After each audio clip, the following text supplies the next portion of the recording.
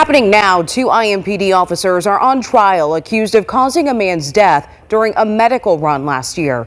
Herman Whitfield III died after being restrained by two officers, but this trial is meant to determine if that action was appropriate or criminal. Fox 59's Kit Hanley breaks down the opening arguments.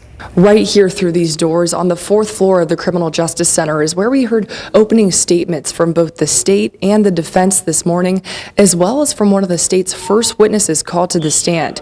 It was IMPD Sergeant Dominique Clark, and she was one of the responding officers the night that Herman Whitfield died. Herman needed help. IMPD officers Adam Ahmad and Steven Sanchez face charges of involuntary manslaughter, reckless homicide, and battery for their alleged role in Whitfield's death back in April of 2022.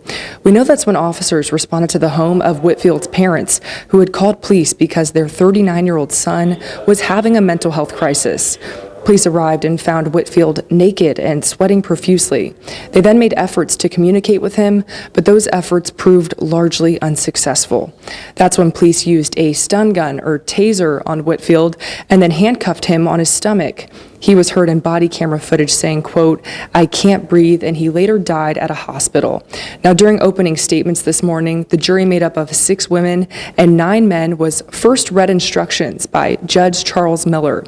Then the state began by saying, quote, "Herman needed help," and said that the 2 officers, Sanchez and Ahmad, used inappropriate force when trying to restrain him. By keeping their hands on Herman, by forcing him to remain in the prone position, by preventing him from getting into the recovery position, sitting on his side or sitting upright so that he could breathe, they committed a battery. And that battery resulted in the death of Herman Whitfield III. The state concluded with, quote, "Officers are allowed to use force, but your job is to determine whether that force was necessary."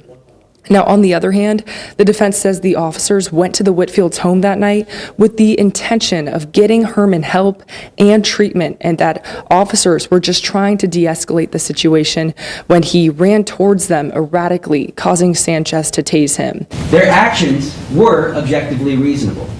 Nothing they did was rude, angry, or insolent. Nothing that you see will show that they caused Herman's death. Of course, we will continue to bring you all of the latest updates from the courtroom. For now, I'm Kit Hanley reporting.